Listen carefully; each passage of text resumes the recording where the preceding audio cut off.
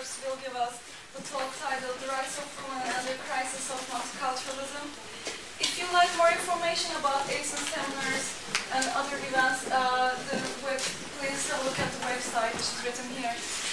Professor Anne Phillips joined the LSE in 1999 as a professor of gender theory and was the director of the Gender Institute until September 2004. She now holds a joint appointment between the Gender Institute and the government department. As you might already know, she is a leading figure in feminist political theory and writes on issues of democracy, representation, equality, and multiculturalism. In 2008, she received a Special Recognition Award from the Political Studies Association in the UK for her contribution on political studies. Aside from her various articles and books, her most recent publications include Gender and Culture, Multiculturalism Without Culture, Which Equalities Matter, two edited books on Oxford Handbook of Political Theory, and an edited book about feminism and politics. Professor Phillips is now working on a book on body property to be published by Princeton University Press this year. It's a pleasure for me to be able to give the floor to Professor Phillips. Please join me in welcoming her.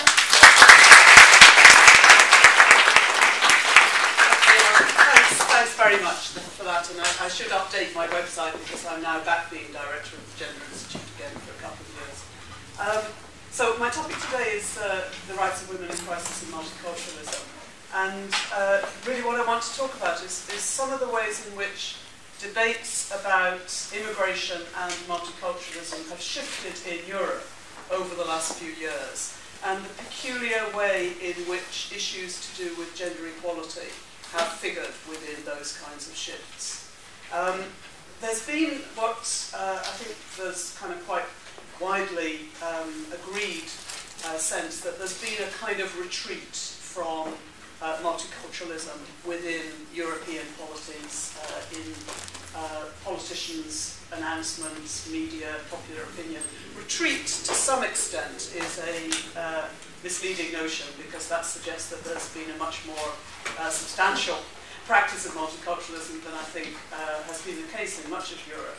But there's certainly there's a new assertiveness about national identity, about what it means to be Danish, what it means to be Dutch, a rather peculiar discussion within the British context about trying to think about what it means to be British or what it means to be English.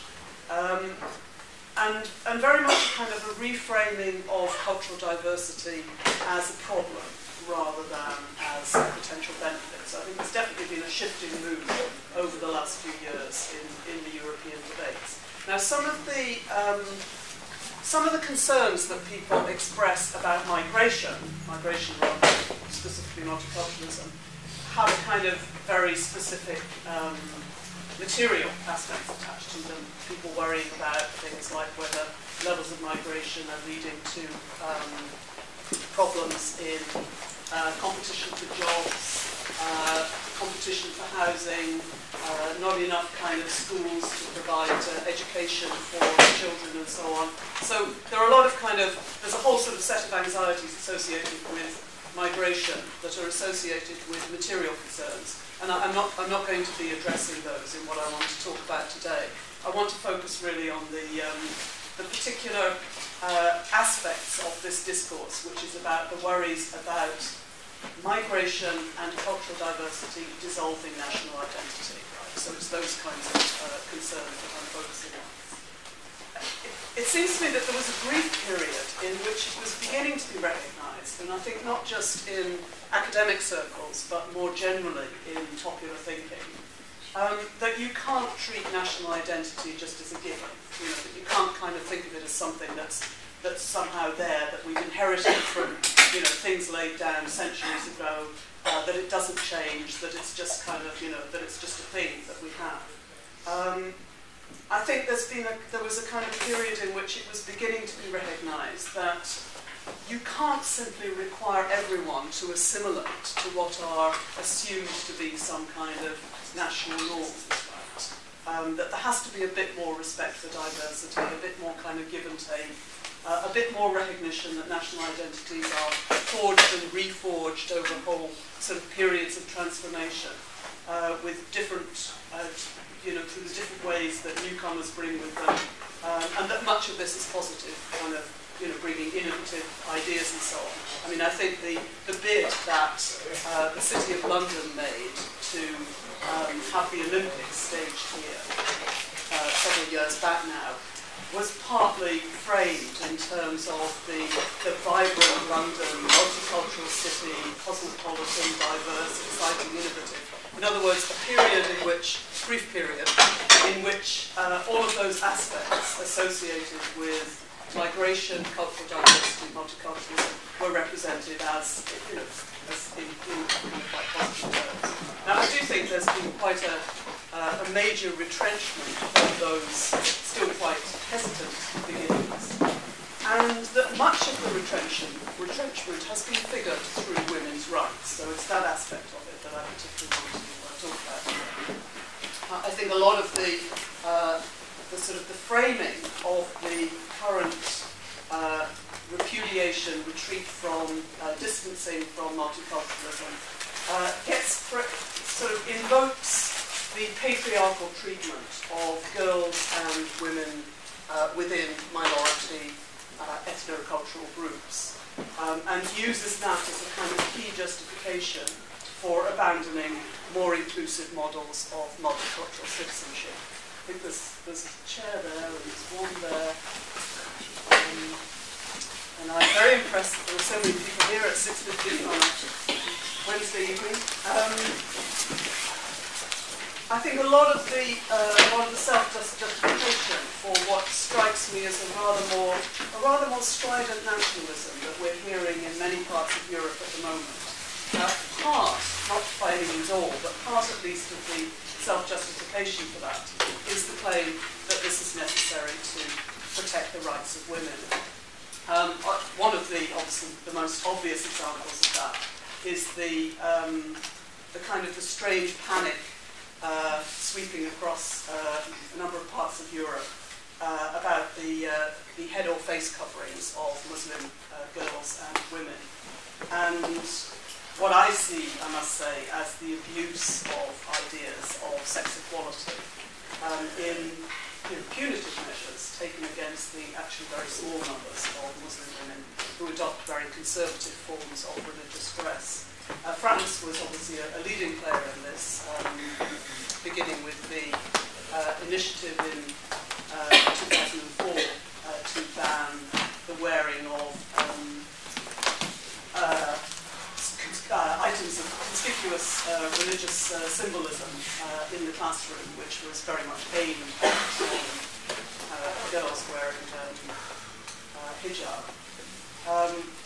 And then last year, the even dafter movement in France to introduce a law banning women from covering their faces in the streets. Belgium's also been a significant player in this, and Belgium, in fact, thought for a period that it was going to be the first country in Europe that would introduce legislation to ban clothing that hides the face, but in fact France beat Belgium to this because the Belgian government fell apart, and the law having been passed in the lower house didn't get the ratification in the Senate. I think in these cases, I mean, again, I'm not saying that gender equality is the only justification for these kinds of measures. In the Belgian context, there was talk about security anxieties. In the French context, there's obviously a very strong notion of the particular kind of version of secularism, laïcité, which is so central to French self-understanding. But the justifications almost always cite women's emancipation as well. So in Belgium, just a quote from a couple of Belgian politicians, Daniel Batelet, the burqa is contrary to the dignity of women. It is a walking prison. Or Denis Ducam, Belgium is the first country to break through the chain that has kept countless women enslaved. So this was the moment when they thought Belgium would beat France in introducing this legislation. Or Nicolas Sarkozy in 2009 in the French debates, the burqa is not welcome in France. In our country, we cannot accept women prisoners behind a screen, cut off from all social life, deprived of all identity. That's not our idea of freedom. Now, what I think is kind of interesting about those, well, lots of things interesting about it, but one of the things that's interesting about those kinds of initiatives is the way that equality between the sexes comes to figure as this boundary marker between what characterises a liberal, egalitarian, or modern society and what characterises a patriarchal society. So it comes very much to the fore in the definitions of what constitutes modernity and patriarchalism. So that the reason that we have to be so punitive towards Muslim women, policing their dress codes, fining them if they kind of wear the wrong thing in the street, is so as to protect their equality claims, so that the rights of women now require us, also we're told, to refuse accommodation with cultural and religious diversity. So it's a kind of, it's quite a strong assimilationism, that is, it's a very strong sort of sense of there are certain ways that you need to be in order to live here, right? This is the kind of way that you need to be in order to live in this country. And it's assimilation with a confidence, which I think, as I was saying, I think there was a period in which it was hard to voice that kind of assimilationism with quite so much confidence, because it was sort of felt, it's a rather arrogant kind of assimilationism. But the kind of, in a sense, the clothing of the rights of women provides a different kind of context in which that sort of assertive assimilationism can be expressed. Now, in an article that he wrote in the British Journal of Sociology in 2004, Christian Jokke argued that this kind of retreat, which he also identified as occurring across many parts of Europe, this retreat from kind of momentary engagement with multicultural values, he represented it in relatively benign terms, because he argued, or certainly he argued at that point, 2004, that the kind of national identities that were being affirmed in this process weren't specifically, French or Belgium or Danish or Dutch, but represented a much more kind of generic form of contemporary liberal democracy, detached from any, certainly detached, he claimed, from any specifically ethnic identity. He noted at the time there was a government document that was trying to spell out what were the fundamental tenets of British citizenship, what characterised being British in a British citizenship context. And the document basically managed to come up with respecting human rights and freedoms, upholding democratic values, observing laws faithfully, and fulfilling duties and obligations, which, the idea that that's a specifically British kind of citizenship is obviously very strange. A parallel attempt to determine the dominant culture in Germany ended up with sort of similarly generic notions, that kind of German culture was defined by the norms of the constitution, the idea of Europe, which at least was a bit more specific than the British one, and the equality of women actually figuring explicitly within that. Now, Jokke, in his reading of that in sort of now, sort of 7-8 years ago, there clearly was a more assertive claim about, what was specific to national cultures and identities. But he said it was relatively benign because it wasn't grounded in some kind of exclusionary ethnic culture, which others then could never possibly participate in, but was much more a new assertiveness of the liberal state about its own specifically liberal culture. So a de-ethnicized national identity that no longer rested on substantive cultural norms. So he was relatively confident about what was happening in that moment. I'm not so sanguine, and I think that the way that the rights of women, equality between the sexes, plays out in this is much more troubling. I mean, perhaps especially troubling if you're a feminist and you kind of feel that you're defining principles are being turned to somewhat different use. So, I mean, part of, I think, what I react to in that move, in those moves, which I think are quite common across European discourses in the last period, part of what I react to in that is the misleading representation of Europe as the bastion of women's rights, and the rest of the world, or at least the non-Western rest of the world, mired in deepest patriarchy. And I mean, my position on this is definitely not that every country is as bad as every other country, right? I mean, I definitely think that there are certain conditions and that there are certain kind of developments that have occurred in some countries or some parts of the world that make life better for women, right? And I think if you didn't think that, you wouldn't be engaged in any kind of political attempts to change or make the world better. If you thought that everywhere was always as bad as everywhere else, you might just as well go home and stop trying to change anything. So it's not that my position is that one country is as bad as another, and so claiming superiority for some parts of the world over others is always a mistake. That's not my position. But certainly setting this up as some kind of dichotomy is and can be very misleading. So if you just take one indicator, I mean, it's a kind of, to some extent, slightly superficial indicator. If you just take questions like the level of women's political representation in national legislatures around the world, Britain currently has 22% women in the House of Commons, so roughly 1 in 5. And that is almost exactly the world average, right? I mean, it's kind of like, that is the kind of the global figure. Britain currently occupies, in the league table of world countries, occupies 49th position, joint with the Czech Republic, Eritrea, and Uzbekistan. So a very diverse range of countries that have all reached much the same position, often through very different kinds of mechanisms in terms of women's political representation. And if you look at the figures throughout the world's countries, it's much of a muchness. I mean, really, there are only two kinds of outliers in the world. There are the kind of the Nordic countries, Northern Europe, which stand out as kind of reaching something very close to parity between the sexes. Women representing closer to sort of 40% of elected politicians. And then the other outliers are the Middle East and the Pacific region, where it slips to more like kind of 10, 12%.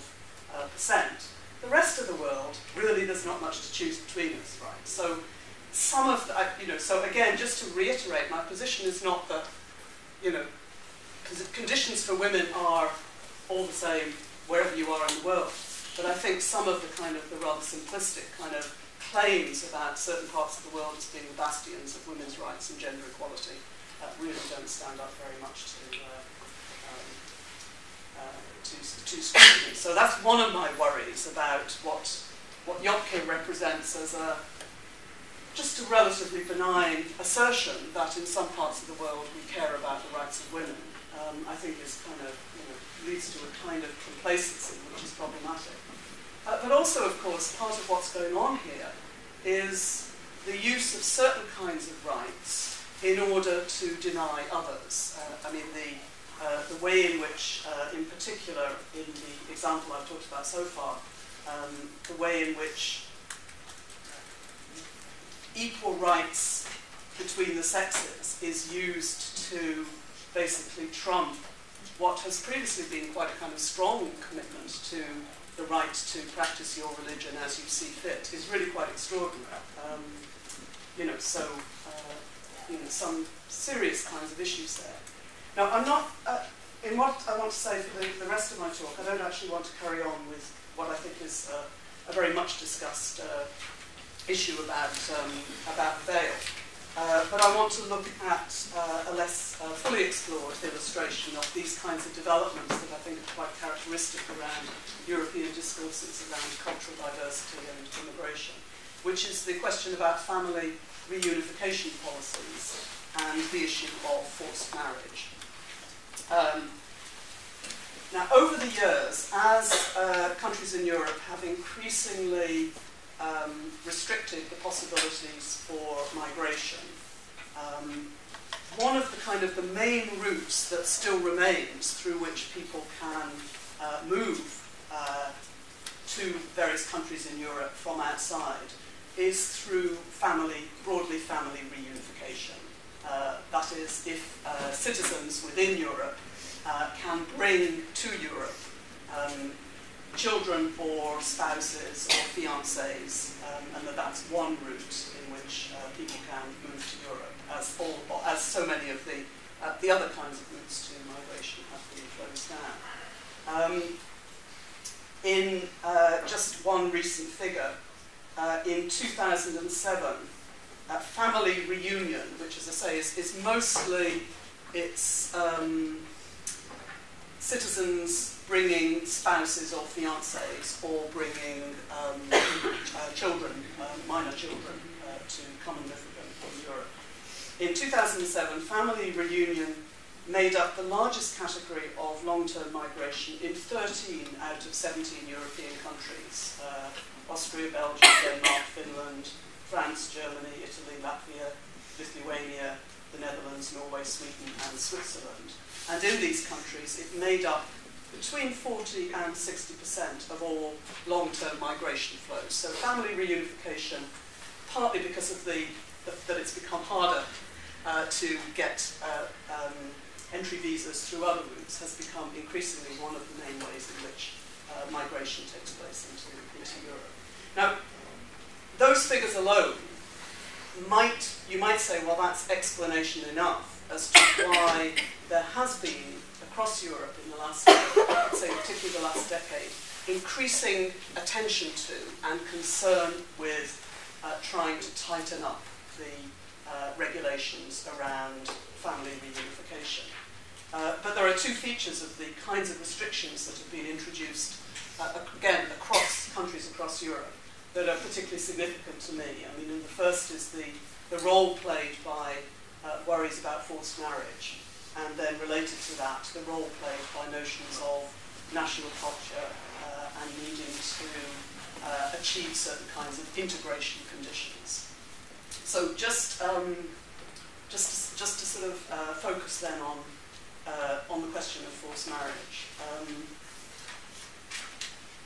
Now, surprisingly, I mean, I was quite surprised when it took me a while to notice this, that there's a surprisingly large category of the marriages that take place between European and non-European spouses fit the mail order bride image of young women from Thailand or the Philippines agreeing to marry older men from Europe. And that's actually quite a lot of the entry visas associated with allowing people access to Europe for the purposes of marriage actually fit that kind of pattern. Those older men, of course, are from the ethnic majority.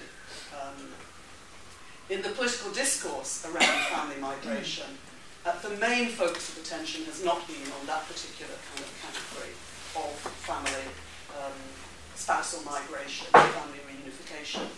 The main focus of attention has been European citizens from an ethnic minority who are seeking to marry somebody from their country of origin. So in Germany, it would be German citizens of Turkish origin who are seeking to bring in spouses or fiancés from Turkey. In the case of the UK, it would be British citizens of South Asian origin who are seeking to bring in spouses or fiancés from mostly Bangladesh or Pakistan. And there's a lot of both official and political suspicion that these are just marriages of convenience. In other words, that basically, in a sense, people are selling wedding certificates, as a route to enable people to migrate to countries in Europe where otherwise they wouldn't get entry visas. Now, since the late 1990s in particular, that worry about bogus marriages has been increasingly superseded in policy discourses by concerns about forced marriage, right? And that is the concern that quite a lot of these marriages may involve particularly young women from various parts of Europe being forced by their families to agree to marriage with strangers from their family's country of origin.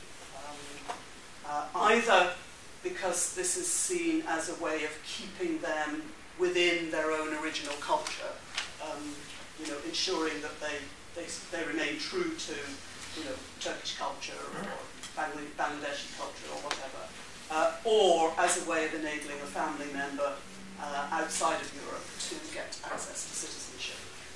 And in the context of that, increasing numbers of the European countries have introduced quite tight restrictions on these family reunifications or spousal migrations, which have been particularly figured as a way of protecting young people from the dangers of forced marriage. So just to give three examples, and these are not the only three countries that have introduced them. In Denmark, which was Denmark in 2002 introduced what is seen as the kind of in a sense, the most restrictive, well, not just in a sense, it is the most restrictive regulation in relation to this, introduced an age requirement of 24. That is, if you were seeking to bring in, I mean, you can get married if you're a Danish citizen and you're marrying someone within Denmark or within the rest of Europe, you can get married and you can live together at the age of 18, no problem. But if you are a Danish citizen seeking to marry somebody from outside Europe and outside the Nordic countries, then you've got to, both of you have to be 24. So a kind of very much higher rate of maturity for people marrying spouses from outside Europe. The argument, at least partly, being that this would be a way of ensuring that young people in Denmark are not being put under impossible pressure to marry people they do not want to marry from their parents' country of origin. And that, by the time you're 24, the chances are you'd be able to resist that pressure. At the age of 18, you might not. So Denmark introduced the age requirement of 24, which, as I say, compares with 18 if you marry somebody within the European Union.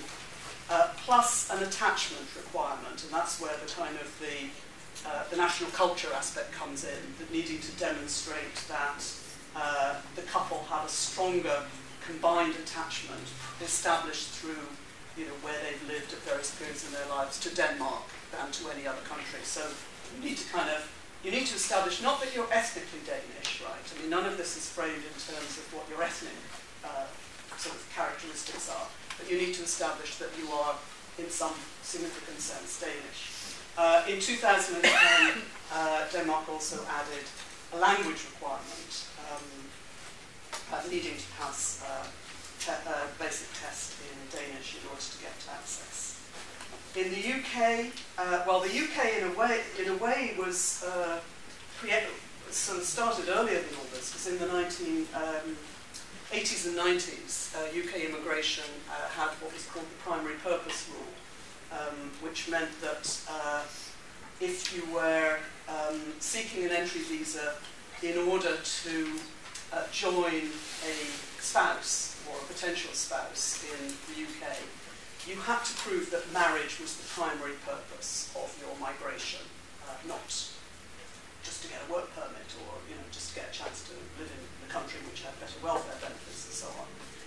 And the application of that primary purpose rule was absolutely racist in its application. The only people whose marriages were ever questioned, whether there was ever any kind of attempt to kind of sort of establish what is the primary purpose, were people who it was viewed aimed for people coming from South Asia. That was abolished in 1997. The incoming Labour government, one of its first acts was to abolish this, which had been widely recognised as racist in its application, if not in the letter of the law. But then, not long after that, again, through more the focus on forced marriage than just the kind of the bogus marriage type line, the UK in 2003 introduced a minimum age of 18. The UK has rather liberal marriage policies in which you're able to get married at the age of 16. And maybe it's not such a bad idea to say that you should be at least 18 before you bring in a spouse from anywhere. But so in 2003, the minimum age was raised to 18 if you are trying to bring in a spouse from outside the European Union. You can bring in somebody from anywhere in the European Union at 16, 17, no problem, well, any age, because there's sort of freedom of movement. In 2008, the minimum age for both the citizen in Britain and the fiancé/spouse was raised to 21, so a very big gap between what you could do if you just married within Europe and what you could do if you were seeking to marry outside of Europe. And there was just recently, in October last year, a ruling by the Supreme Court which declared that particular age limit of 21 incompatible with the European Convention on Human Rights, and I'll say something about that a little bit. The UK also, 2010, introduced a language requirement, so for the first time you actually have to demonstrate before, the kind of the qualification for entry visa, some basic facility in English. Germany, very similar kinds of moves. Germany in 2007, an income requirement for the sponsor, so the German citizen had to demonstrate, a sufficient level of income so that the incoming spouse wouldn't be dependent on welfare benefits within Germany. A 21 age minimum for sponsor and incoming spouse, which presumably can now be challenged through the courts as the British regulation was. And a language requirement for the incoming spouse, which basically requires you have to kind of take German classes in your country of origin. And one of the problems is that that there isn't actually easy access to German classes in all countries that the spouses are coming from. Rather than the idea, it's not the idea that if you are living in a country, you ought to learn the language, but that actually even to get the chance to get in, you've got to demonstrate your capacity to integrate. Now, one interesting feature of this, which was just sort of my attention was drawn to this relatively recently, just by reading a recent PhD thesis. One interesting feature of this is that the rights of some citizens now become less than the rights of transients or new migrants. So, for example, the legislation in the Netherlands, the minimum age for family reunification, that is for, no, that's right, the minimum age for migrants to the Netherlands who are bringing with them existing spouses. So if you're kind of like moving to the Netherlands for work purposes and you're already married and you're bringing with you an existing spouse, the minimum age is 18. So these are for people who aren't Dutch citizens, right? They're kind of moving to the Netherlands, but they're able to bring their spouses with them. Whereas the minimum age for family formation, that is existing Dutch citizens seeking to bring in a fiancé or spouse from outside European Union, is now 21. So very interestingly, if you're actually a Dutch citizen, you could actually have fewer rights in terms of the age at which you are able to marry and live with somebody than if you are simply a migrant into the Netherlands, which is a very strange shift in the notion of citizenship rights. Or the case of Germany, where if you're a citizen of a country that has a visa-free arrangement with Germany, which includes, for example, Japan. Japan has a visa-free arrangement with Germany, which means that if you're a Japanese and you're moving to Germany to work there, you can take your spouse, your family with you, no problem. You don't need to kind of apply for any kind of entry requirements. You don't have to establish that your spouse will be learning German. You don't have to integrate with the German community. But if you're a German citizen, but of Turkish origin, or just a German citizen who is seeking to marry somebody from outside the European Union, then you have to wait until your spouse can pass this language test. So it's it's quite a strange development when you think about it, that the kind of the initiatives actually leading to a kind of context in which citizens could actually have, in certain contexts, fewer rights than those who are, in a sense, passing through or who are relatively new migrants. That's one kind of striking feature of it. The other sort of important issue, of course, is the issue of proportionality. Now, forced marriage is undoubtedly an issue and a phenomenon. I mean, there's plenty of evidence that young people, and this is young men as well as young women, being put under enormous pressure by their families. Particularly, this seems to be the case in the kind of the UK cases, particularly where the families are worried that their children are being swept up in a kind of, the world of, drink and drugs and kind of crazy behaviour that they want to protect their young children from. Particularly in that context, that young people are being put under incredible pressure to marry the safe candidate from back home who they've never met, they've possibly got nothing in common with, and the family may also be being put under pressure to do that because it provides a kind of a route into access to employment in the UK. So there's no doubt that that there is a serious issue about forced marriage, right? But there's also a kind of very important issue about proportionality, and that's what the kind of the recent Supreme Court judgment was about. So the two cases that were taken under the sort of Human Rights Convention to the UK Supreme Court, one of them involved a Chilean national who was married to a British citizen. The British citizen was female. She was only 17 when they got married, but she wasn't able to kind of bring her husband to actually live in the UK.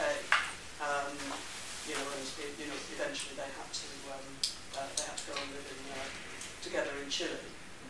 The other was the UK citizen was male, and he was applying to bring his Pakistani fiancée over to the UK. That was in fact an arranged marriage, though entirely voluntary marriage on both sides. Both of those were under 21, and they were refused an entry visa. Now the judgment, when the Supreme Court judgment that this restriction was kind of at odds with the rights of people to live with their spouses, basically stressed that very little effort had been made to establish either the extent or the risk of forced marriage. And I think this is one of the things that people who've done a lot of work in this area have particularly stressed, that there's been a lot of discourse about forced marriage and the problem of forced marriage and the way in which this requires us to introduce various restrictions in terms of migration regulation. But in fact, governments across Europe are not putting money into establishing either the extent of forced marriage or indeed into establishing the kind of support systems that might actually serve to address the problem. To be fair, the UK government has done more on this than, I would say, any other government in Europe in terms of establishing some kind of support measures. But in terms of trying to establish the real extent or the risk, or how effective these regulations might be in deterring it, very little attempt to address this. This is not evidence-based policy making. And as in the judgment, just to quote, the regulation keeps a very substantial number of bona fide young couples apart or forced to live outside the UK, vastly exceeding the number of forced marriages that would be deterred. On any view, the measure was a sledgehammer, but the Secretary of State has not attempted to identify the size of the nut. Now, I think an important part of the discourse around forced marriage, and this is something that's been particularly prominent in some of the feminist literature around this is the differential attribution of agency, by which I mean that a lot of the kind of the ways in which these restrictions on the movement of people into Europe for the purposes of marriage have been justified has been very much through an idea that we need to protect young, it's always framed in terms of young girls, though as I say, young men are also at risk of being forced into marriages. We need to protect young girls from ethnic minority backgrounds who live in a context where they are much more at the mercy of their powerful, overbearing, patriarchal families and are much less able to resist those pressures. So there's a very strong image of the kind of the sort of submissive, passive young female who really can't stand up to these very overbearing patriarchs. Whereas the young people from the ethnic majority, there's very little protection on the young people from the ethnic majority if they decide at the age of 16 to marry, whatever bad lot they might decide to marry. There's very little kind of sense that they need to be protected from the terrible mistakes that they're about to make. So there's a very kind of differential attribution of agency with the kind of the wielding of all kinds of cultural stereotypes that are going into that, and that's kind of, I think, part of the background problem that's at issue here. Now that differential attribution of agency links, of course, to the more assertive nationalism, because part of what justifies that more assertive nationalism, the more assertive nationalism which is saying you must become more like us, right? That kind of thread of a more assertive nationalism that we're seeing in so much of the discourse across Europe at the moment. Part of what justifies that is, of course, the conviction that the national cultures are more egalitarian, more tolerant, more liberal, more democratic than the rest. So, again, this is an example that's often kind of referred to in the literature, the kind of the particularly notable civic integration initiative in the Netherlands, where if you're kind of applying for entry to the Netherlands from outside the European Union, you have to demonstrate, you have to pass the Dutch language test administered in your country of origin, but you also have to pass a civic integration test, which involves, I don't know if it still does, but certainly when it was kind of certainly sort of introduced in the 2006-2007, involves a video featuring scenes of nude beaches and a gay couple kissing, right? So that the kind of very much the image is, this is what we do in the Netherlands, and if you're not able to live with this, if you can't cope with nude beaches, and if you can't cope with gay people kissing, then you're not somebody who's going to be able to adjust here. Which, of course, is a little galling for those Dutch gays who have, experienced homophobia in the Netherlands, and it's a bit galling for them to see their activities now advertised as a kind of like the essence of Netherlands national identity. Again, to come back to the point that I kind of tried to stress earlier, I'm not saying that there are kind of no differences between national cultures. I don't myself like the term national cultures. I think it's kind of like deeply misleading in all kinds of ways. But I'm certainly not claiming that there are no differences between the kind of the dominant attitudes in, say if you take the dominant attitudes in Thailand towards transgender or transsexual people are different from the dominant attitudes towards transgender or transsexual people in Britain. Generally, they're more tolerant in Thailand on that particular issue. I'm not saying that there are no differences between, say, the UK and Iran in predominant beliefs about sex outside marriage. I mean, clearly there are differences, and there's kind of evidence, all the time of the kind of the very severe impact that those differences can have on people, on the lives of men and women who break who transgress in the Iranian context. There are clearly differences between the predominant attitudes in the UK and Afghanistan, say, as regards women's independence. So I'm not saying that there are differences, right? I do myself find the idea of wrapping that up in some neat notion of a national culture very unhelpful, and doesn't kind of like convey very much about the sort of the range of positions and the persistence of extremely punitive and conservative beliefs and attitudes in a context where the predominant ones might be of a different nature, and so on. So I find the claiming of these as part of the national makeup very unconvincing. But my kind of, the point I'm trying to stress is not that it's a complete mistake to represent differences between countries in this way, but I do think the particular way that the rights of women are being played out in this moment of the reframing of a kind of national identity which feels released into an ability to be much more assertively assimilationist than I think was the case even just 10 years ago, and the way in which this phenomenon is kind of acting itself out across most parts of contemporary Europe.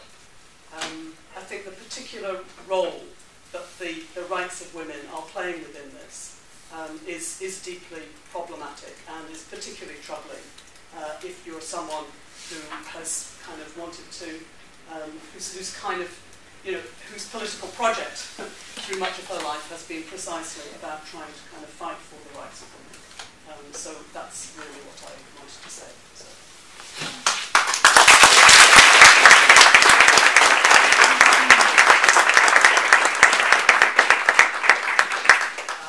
Many thanks for the presentation. Now we have 45 minutes for questions and answers. Would you like to take them one by one? Let's start on that. May I ask actually which countries you consider as the most liberate in terms of female rights? Countries in the world. Just a personal opinion. I consider the most liberating. Well, it's a very difficult one. I mean, I would say in terms of the social structures that most enable equality between the sexes, probably some of the welfare regimes of Northern Europe have proved to be most beneficial in that respect, in the sense of providing a kind of context in which it's possible for men and women alike to participate in caring, men and women alike to participate in work, women, as I've said, having a much higher proportion in terms of the political representation of the country. But, and a kind of discourse about gender equality being much more prominent. But actually the Scandinavian countries are also countries which have a very strong gender segregation in the labour force, right? So that you get women working in women's sectors and men working in men's sectors. So, I mean, if I had to kind of pick out, countries where I think there's, a lot of good things going on, I'd probably pick out the Scandinavian and Nordic countries, but I wouldn't sort of say that things were sorted out there. And then what's very interesting about that example is that, I mean, it feeds back very much into the kind of things I'm talking about here, is that almost precisely because those countries have a very, say if you take Denmark, which has kind of quite a strong sense of itself as an egalitarian country in terms of the relations between the sexes, that then contributes to an even more assertive kind of assimilationism about, so why can't you be like us, which then means a real closure towards the kinds of arguments that are being made by non-Danish women in Denmark or Danish women of non-Danish origin. It's... I'm sorry, I'm actually probably quite a lay woman rather than layman in terms of the subject, but I was wondering, I'm actually interested in pursuing my own research on that subject of gender equality as much as other matters.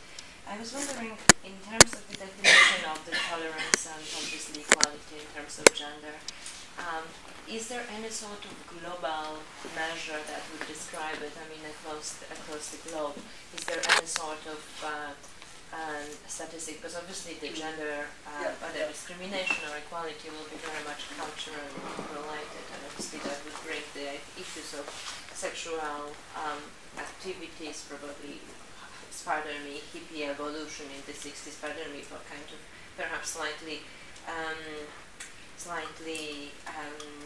more illustrative perhaps way.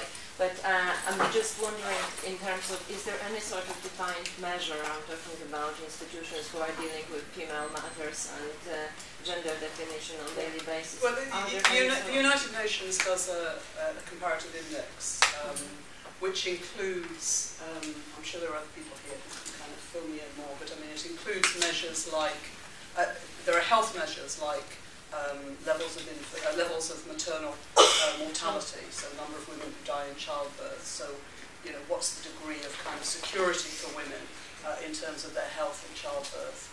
Measures about political representation, measures about women's engagement in the paid labour force and the levels of pay that they get relative to men. So there's an index which the UN operates, which sort of produces kind of, you know, a measure of where, you know, so countries are scored on this index, but it's a very rough and ready measure, and I don't think it really captures the more,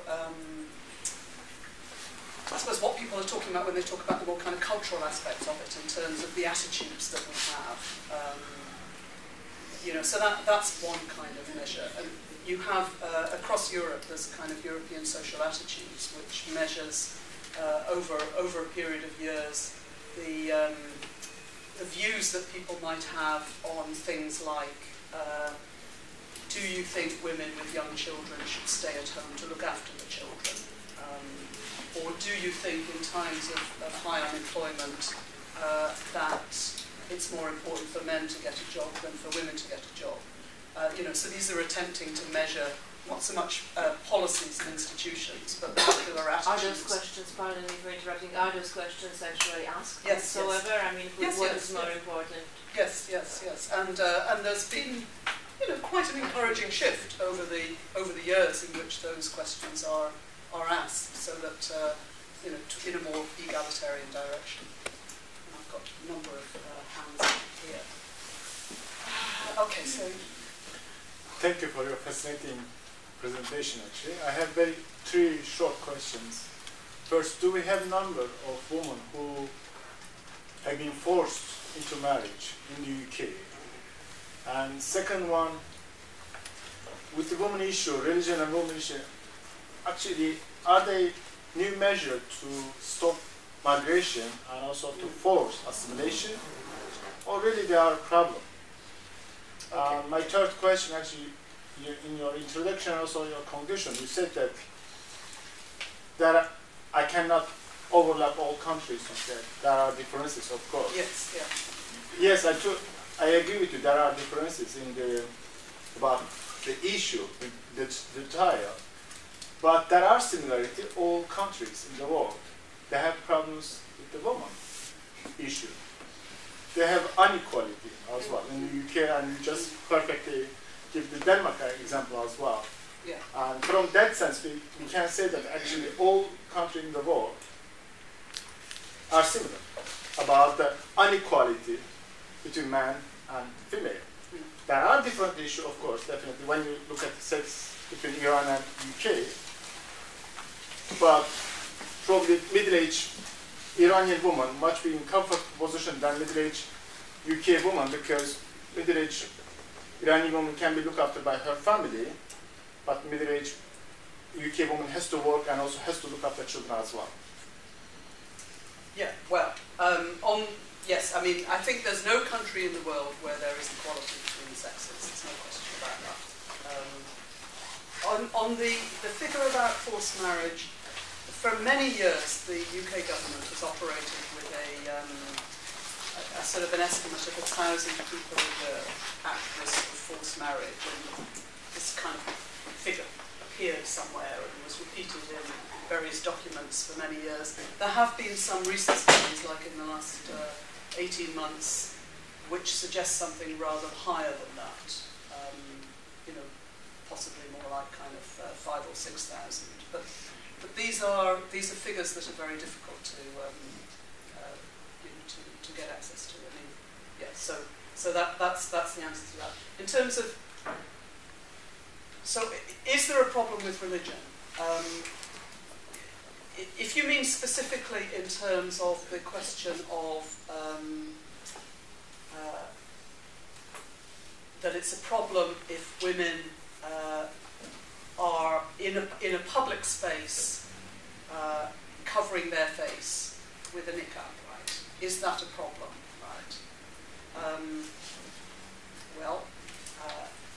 think if they were insisting on having their passport photos taken like that, that seems to me a problem. There are good reasons why we ask people to show their faces when they're having a passport photo taken. I myself have some sympathy with the view that it's a problem if you are teaching young children in a primary school, that actually the kind of the face-to-face engagement is actually quite important in that kind of work, but that might be something that I'd be open to argument about. But I find it very hard to see what is the problem about people walking down the street in, yeah. So. Thank you for your presentation. I missed the first 5 minutes, so this may... That was the crucial part, yeah. You mentioned that you felt that there were definitely some differences, so this overlaps a little bit, that there were some differences between kind of national cultures, even though that's not a particularly helpful term. And you mentioned this idea of this kind of legislation being a sledgehammer, we don't even know what kind of size of nut we're dealing with. And I just wondered whether you thought that there was scope for any form of legislation on this kind of front, where we're, I guess, trying to protect a vulnerable group of women, and whether you feel that, I mean, if there's legislation is by its very nature broad, you can't be forever looking at the exceptions. So there's, by its nature, a kind of sense of a blanket, we're going to define this as this. Do you think there's any room for that? Or, for example, in the situation of these kinds of marriages, would you say there shouldn't be any legislation that restricts this in any way, and actually it should be exactly the same? Okay, yeah. So, a number of things. One is, I think, to start making differential regulations, so treating people in different categories in terms of questions like the age at which they can get married, to me is always problematic. I mean, that's kind of discriminatory, and you'd have to have very, very strong justifications for doing that. I kind of quite like what, I mean, in France, where for many years in France, they had differential ages of marriage for women and men, that young women could get married at 16 and young men only at 18. And partly in the context of thinking through worries about forced marriage, they just raised the whole legal age of marriage in France to 18, right? So, male, female, French, non-French, at least there's no discrimination in that. But in terms of your more kind of your wider question about what kind of role does legislation play in this, I think one of the things that strikes me is that is that there's a lot of sort of symbolic activity around legislation. On both issues to do with like making forced marriage a criminal act, as if it hasn't been criminal. I mean, of course it's criminal to force people into marriage, and there's lots of kind of laws which enable you to prosecute people, and they've been on the statute books for many years. There's a lot of kind of sort of symbolic gestures, when really what you want is you want more money going into people who are going around the schools, making it clear to young people what kind of avenues there are for them to pursue if they feel that their families are putting them under unbearable pressure. You need kind of funding for, in the kind of the worst cases, for accommodation for people who've simply had to leave home because that's the only way they can escape those pressures. You know, to my mind, mostly what you need is the funding of quite extensive support systems. And there's a lot of kind of, it's very cheap to pass a law. So it's not that my view is that you can't do things through legislation, but I do think this is a field where legislation is used in a much more kind of, as a sort of symbolic and very cheap way of kind of identifying but not actually addressing an issue.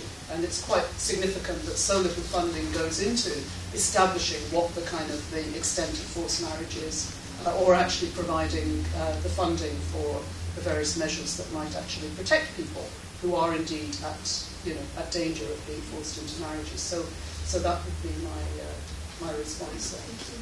So yes. Thank you for your talk. One comment about the question. Yes. I thought it was particularly interesting that his views of a gender equality discourse is in the present context. To me, they do represent institution for more feminism and increased sexualization of society. I wonder what you think whether it's on one hand it's a populist move from the politicians saying, well, we are equal ones and so on and so forth. At the same time, we manage to take away the attention from structural issues that create serious growth between agendas and between different groups. Yeah, you see, I mean, I don't know if there's a kind of causal connection. I mean, I certainly think that there is, I mean, what links them is that they both have a certain kind of complacency about how far we've got. Just take the UK as an example, how far we've got in terms of addressing problems of gender inequality. And, I mean, in my lifetime, there have been lots of things that have got a lot better, right? I mean, there's no question about that.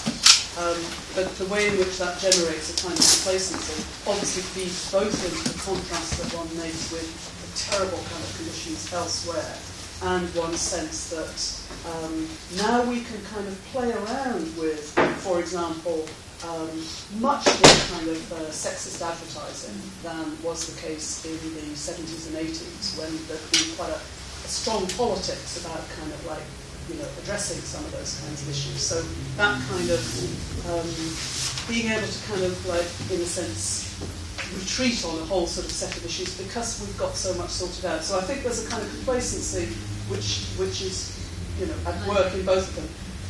I'm more agnostic about to what extent you could establish a causal connection.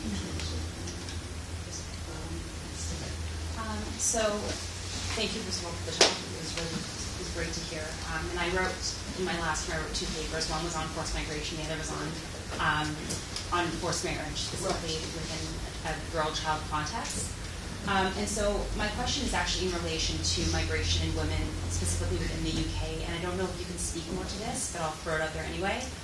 So my understanding from my research is that a lot of the times if a woman is being brought in, let's say a man migrates first, and a woman's being brought in as his spouse, with that comes the status of a residency, but not as a permanent resident. And often, this is from the research that I did, I found that there was a considerable increase in abuse against women in a migration and in the forced migration setting specifically. And so I'm wondering if you know more about this idea of if a woman was to leave a man, for example, after she's migrated, often she's forced by the UKPA, which is the United Kingdom Border Agency, to go back to her home country. And there have been so many cases where women have been forced to leave and to return to their home countries and to face further persecution and abuse. And do you know if the legislation is changing at all, or if there's any? It's actually just on that point. It's recently got worse. I mean, there was a period in which there was quite a lot of kind of quite effective agitation by women's groups who made the point that you know, almost like a bigger problem than kind of like stopping forced marriage is what you do about abusive marriages in which the women, women or, you know, I mean, it might be that the woman is the kind of, well, whichever is the one who was kind of originally in the country and who came in, that the woman cannot leave the marriage without, you know, immediately being deported. But the marriage has become extremely abusive. And there was a lot of successful agitation by women's groups, which then managed to get the government, the UK government agreed the sort of domestic violence, I can't remember the terminology that was used, which meant that if you could establish that you were actually at risk of serious abuse, you could get independent rights to stay in the country, independent of your spouse. One of the problems there was that you had to produce extraordinary evidence of this kind of domestic violence, and it was quite hard to achieve that.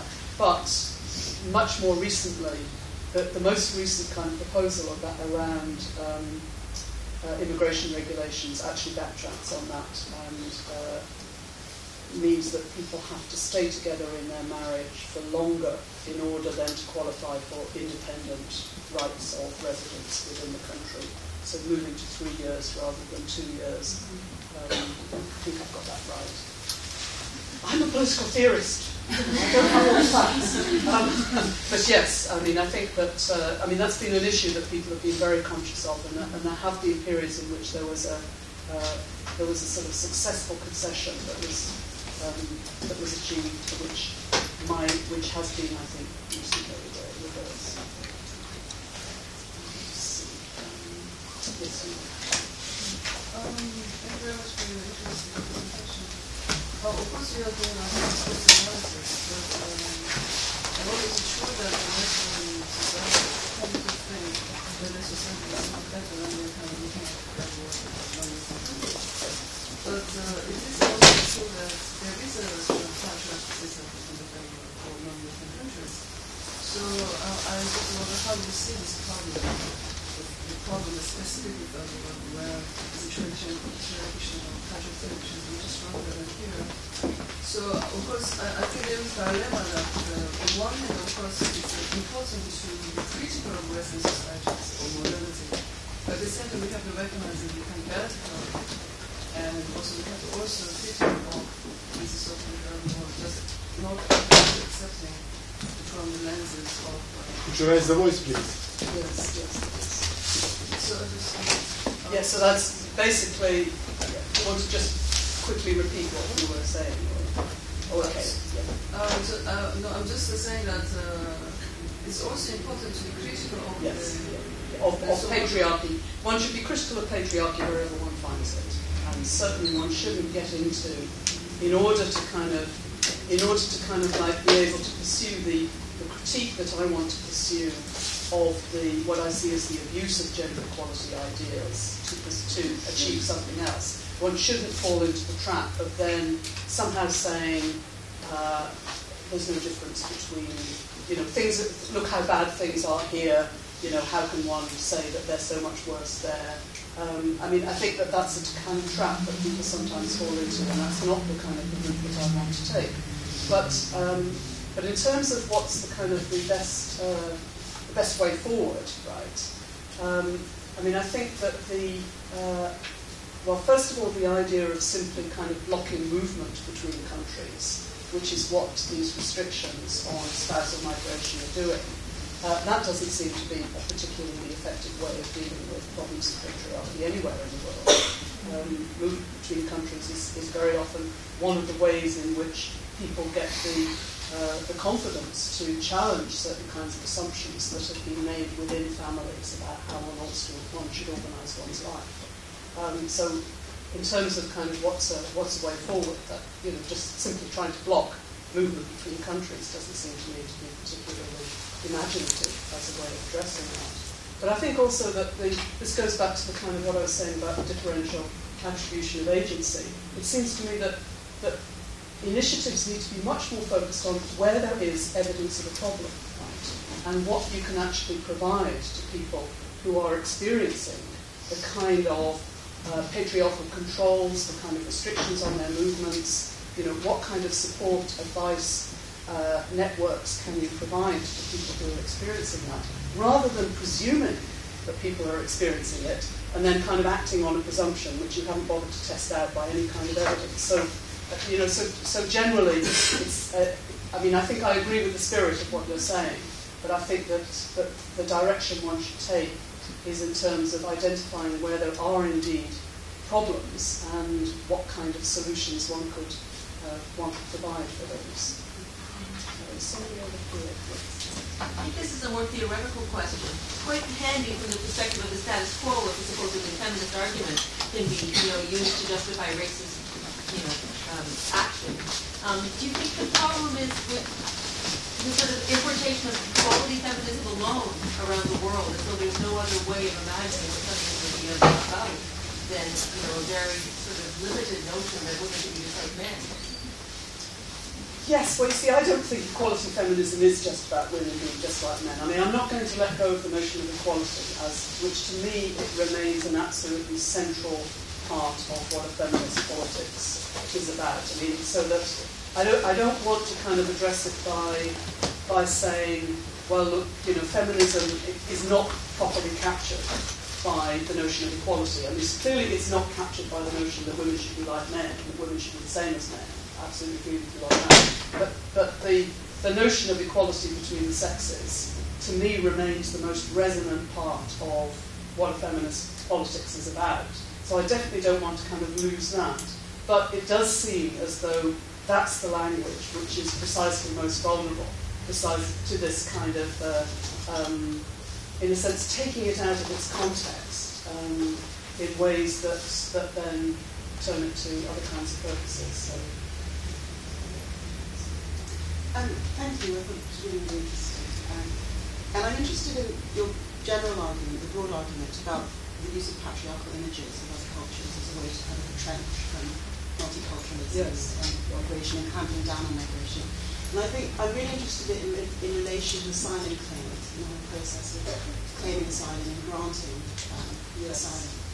And the way in which, within that context, there's often a reification of cultural differences or condemnation of cultural practices, and I'm thinking specifically like forced genital crossing or female genital crossing, on it and that then serves as the basis for a successful asylum claim. So in a way, it's a kind of opposite process that's occurring where patriarchy is being invoked to let people claim asylum and to be allowed to enter the country. And often that's also underpinned by Western liberal feminist notions of agency, the fact that women who've been granted asylum, exercising their agency. Yes. And that in itself is kind of part of the feminist agenda. But I think so it's just a comment. Yes, and I think that's one of the most difficult balances for people working in that field to manage to pull off. But if we weren't working in a context in which people were so quick to sort of comfort themselves with either cultural or national stereotypes, then the fact that you're drawing attention to the very, severe violence and threats that are being practiced on somebody in country X wouldn't have that kind of consequence in which you'd immediately say, country X, There's something about the way in which we are so ready to take bits of evidence and kind of turn them into a kind of, a definition of a whole kind of culture or a whole nationality. That means it's very difficult to sort of weave your way through this territory without what you say somehow acting as evidence for that. I mean, one ought to be able to, speak out forcibly against any forms of kind of inequality, injustice, violence, without any concern that in doing so you are feeding certain kinds of racist, cultural, national stereotypes. But all the time, we're in a world in which, that's the way in which our words are heard. So it kind of means that there's this kind of very challenging balance that people have to try and establish. I just thought it was very interesting what you said about your I should say, questioning of ideas of national identity or national ethnicity. And I'm just thinking of my own home country, Ireland. In 2004, it held a national referendum on the rights of children born of non-Irish parents to hold Irish citizenship. And it really shocked the academic world, I think not just in Ireland, but further afield, when it was overwhelmingly voted to change the constitution so that it denied the right of children for non-Irish descent, in inverted commas. And I just thought, and I think everyone has led people to think that it seems to the idea that the passing of ethnicity or the passing of nation seems to be a little bit exaggerated, considering something premature celebration. Yes, and you know, you did have Irish academics saying, "What do we take the Irish state to be racist? Is it a racist state? Is it a racist nation?" And it's led to huge turmoil in terms of that outcome of that referendum. And I just wondered what your thoughts on that. Yeah. No, I think. I think that's right. I mean, interestingly, see, even in that context, I mean, I think that people try to find a way of framing that which takes it away from a self-evident form of ethnic nationalism. So people talk about, give the material arguments about kind of people getting access to our welfare benefits or our education system or what have you, just by passing through Ireland, and then they get Irish citizenship and so on. So that people find people try to find a language which doesn't look like the classical ethnic nationalism. But as you say, it's very hard to see what else it is. And it framed very much the debates were about the rights of women, and slightly the symbiotic nature of women as a nation, and that multiculturalism was diversifying, and was that a threat to Irish ethnic nationality that we had, I suppose, women of other diverse backgrounds now being Irish, and it became very conflicted, really. But women were at the core of that debate at that time, the family. But I think the point that, as I say, I just only started thinking myself just through reading some of these PhD pieces recently, the point about the way in which some of these changes to immigration regulations mean that citizens actually can have less rights than non-citizens. And what's behind that is that they're citizens who are trying to do something that in some way reflects the fact that they have a transnational identity or they have some kind of connection with a country outside. But they're citizens. I thought, weren't we supposed to be united in the belief that all citizens have the same rights? In fact, it turns out not to be the case, and that non-citizens might in some contexts have actually better rights. And that's a very strange quirk of the way in which these developments are taking place.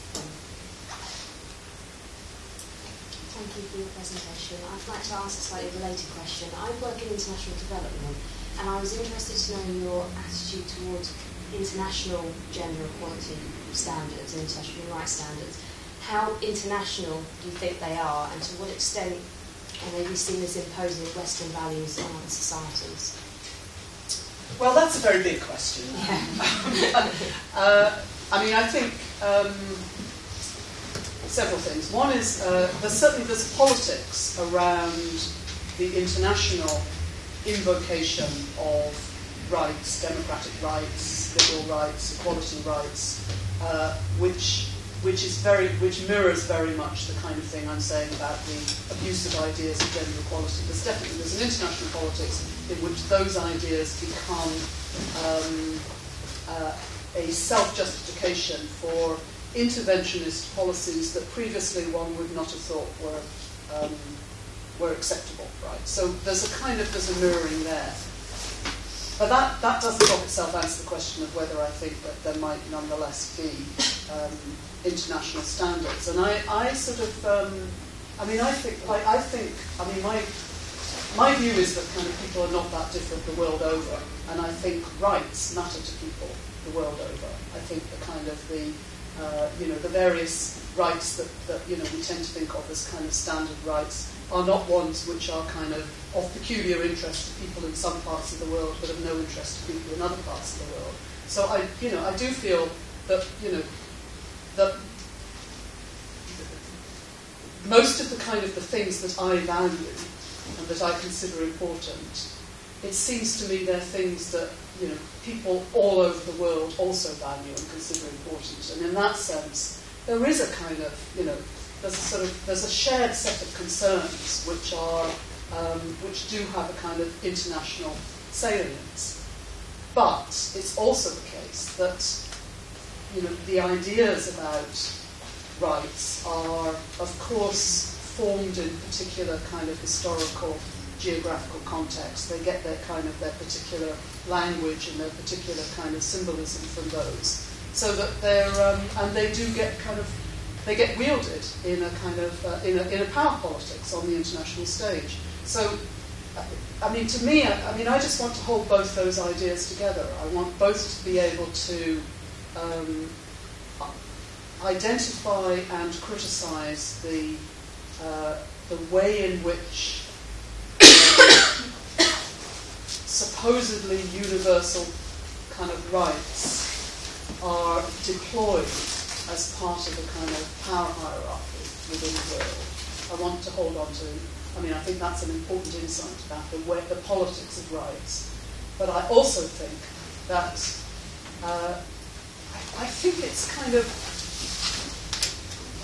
I think it would be rather odd to kind of, you know, to imagine that the things that matter so much to you, you know, the kind of the freedoms or the rights or the equalities that matter so much to you, don't matter to other people. I mean, that's, you know, there are very few of them that aren't kind of shared concerns. So that's too quick an answer to what is kind of one of the most difficult questions, I think. But I want to be able to say both of those things. I want both to be able to analyse the kind of the troubling politics of rights, just as I want to be able to analyse the troubling course of ideas of gender equality in the contemporary debates about multiculturalism, without saying the problem is gender equality, or without saying the problem is rights. You know, so, and how you kind of work out a kind of coherent argument that says both of those things is I think one of the challenges, which I haven't yet pulled off. Let me just see if there's anyone else who hasn't spoken. Yeah. Thank you very much. I'm not going to talk about that because there's a lot to say on how Southern feminists actually have been leading global campaigns for global women's rights. It's not Western feminists actually that have been doing that in the last 20 years or so. So that's something worth thinking through a lot. Who's been fighting for these rights and constructing them, like sexual rights, reproductive rights, etc. But I wanted to ask you about the concept of interculturality. And I think 2009 was declared a European Year of Intercultural Dialogue, and Portugal was responsible for leading on this year. And I don't know if this concept has entered into political theory. It's very strong in Latin America, in Canada, in the US, in anthropology, in work on working with people in the Amazon, for example, trying to grapple with ethnic diversity in Latin America, Canada and the US. But, you know, we're thinking about what are our options for the future? How can we build up greater interaction between cultures rather than multiculturalism as we all live together separately, or assimilationism where you've all got to be like us, sort of discourse of maybe the French. But it doesn't seem to me that this concept has taken off much since that year of intercultural dialogue. Although there are initiatives around the country. I know there's one in Belfast. It's called the Global Education Network or something, and they're working on intercultural dialogue in Belfast. But is it something you've encountered? And what are your thoughts about where do we go if we don't want to be assimilationist in this country? We don't want the French approach. But then people are saying state multiculturalism has collapsed.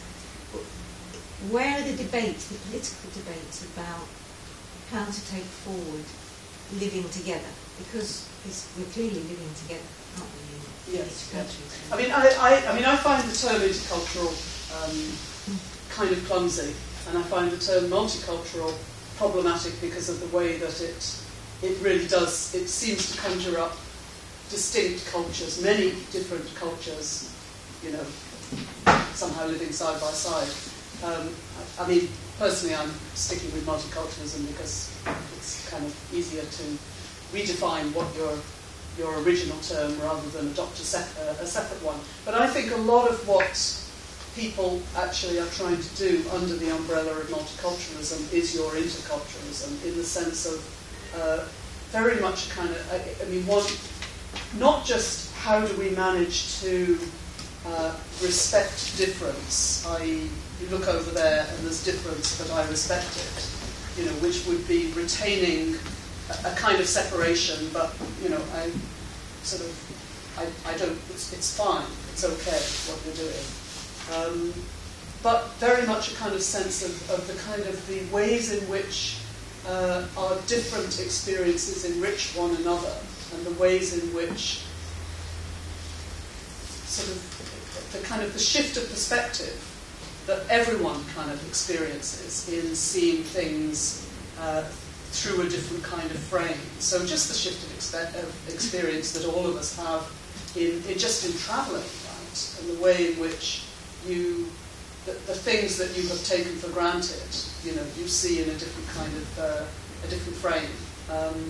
I think that a lot of what people understand by multiculturalism is in fact that, which is much more about a kind of a sort of a mutual exchange, dialogue, engagement, rather than an idea that somehow all that multiculturalism is about saying it's okay for you over there to be different from me over here. And actually, there is not a single theorist of multiculturalism, I think, who sees it like that. I mean, that is not the theoretical position. The theoretical position is much closer to what you're describing as the intercultural position, but using the language of multiculturalism.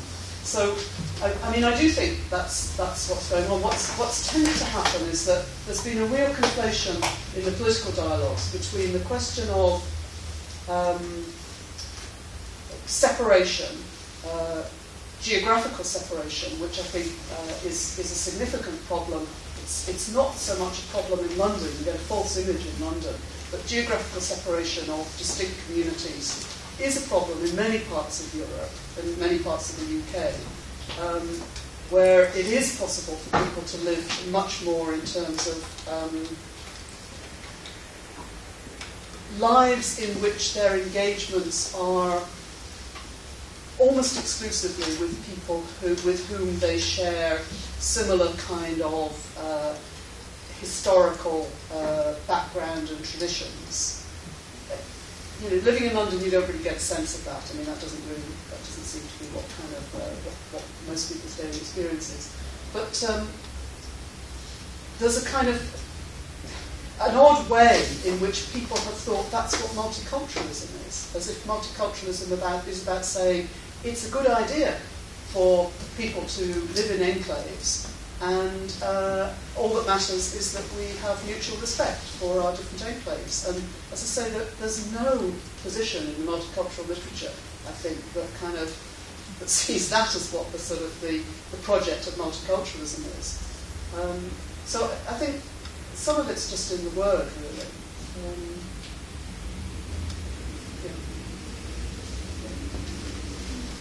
Sorry, I just wanted to ask, a lot of the concepts are being introduced to the British electorate through the press, maybe things like honour-based violence. Yes. And do you think that this will actually make these kind of national stereotypes worse in the next 5, 10, 15 years? Rather than it's going to get worse before it gets better. And just as a sort of second thing, I mean, you've obviously worked in the field a long time, but I bet if you asked a secondary school teacher 15 years ago what FGM was, they wouldn't know. But then if you ask one now, they've all done the safeguarding training, they all know about female genital mutilation and how that ties in. Is that kind of awareness of these issues driving a kind of this, well, what you're talking about really, this kind of nationalism? Well, not necessarily in my view, but it depends very much on the kind of the kind of initiatives that different groups take around this. So say on the question about honour-based violence, which is a kind of, there you have a lot of very active women's groups who have been really pushing the agenda on this. And obviously, their agenda may be somewhat different from the agenda of the national newspapers, who might kind of allow it to feed into much more of a kind of confident, we're not like that around here.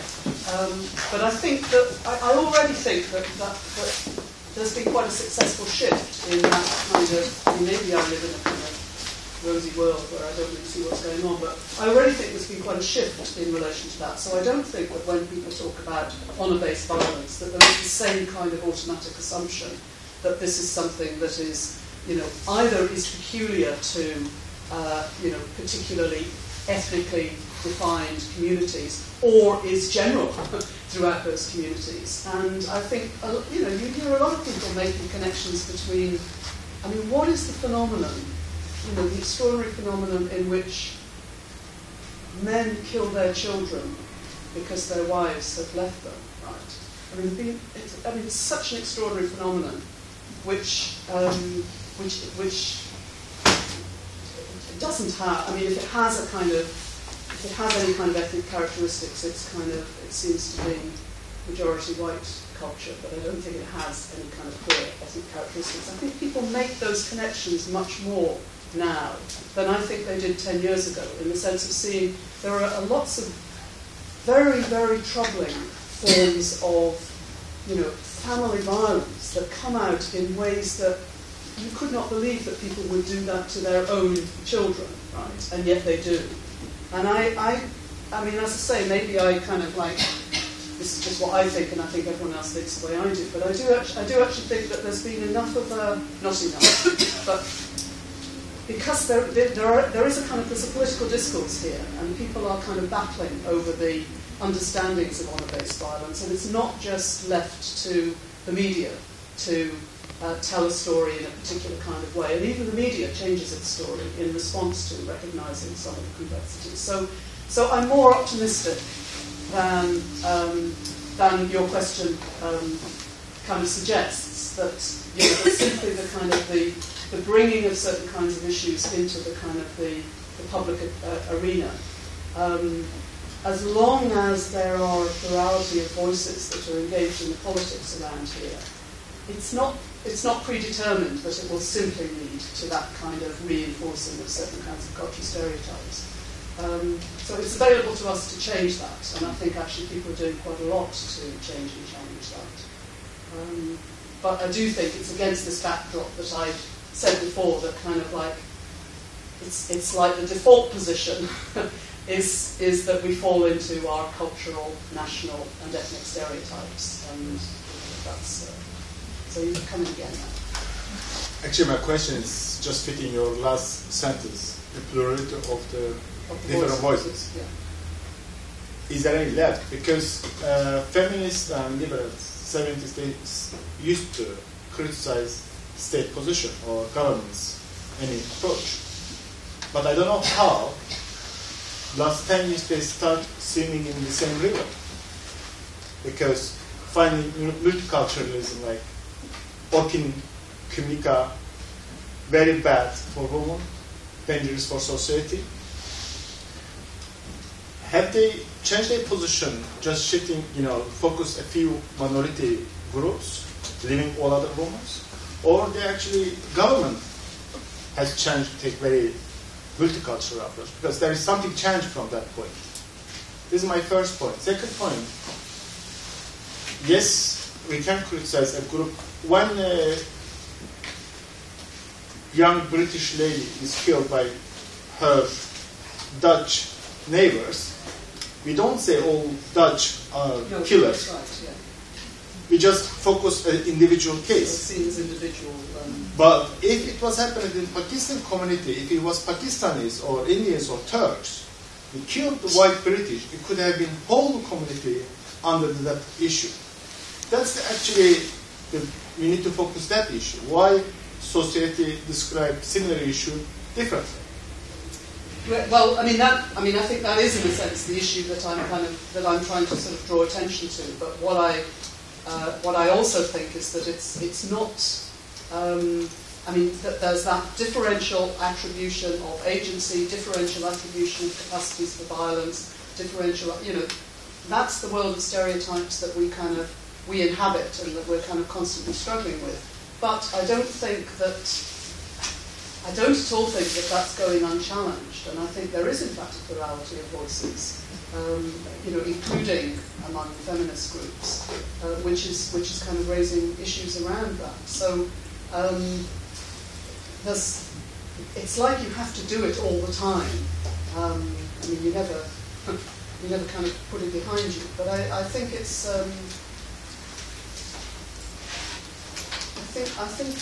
I think there's been more. I'm much too optimistic than I normally feel. I think there's been more progress in that field than you suggest. I think you have lots of more questions to ask, but I think we came to an end of our session. It has already been exhausting for listening. Thank you everyone for coming.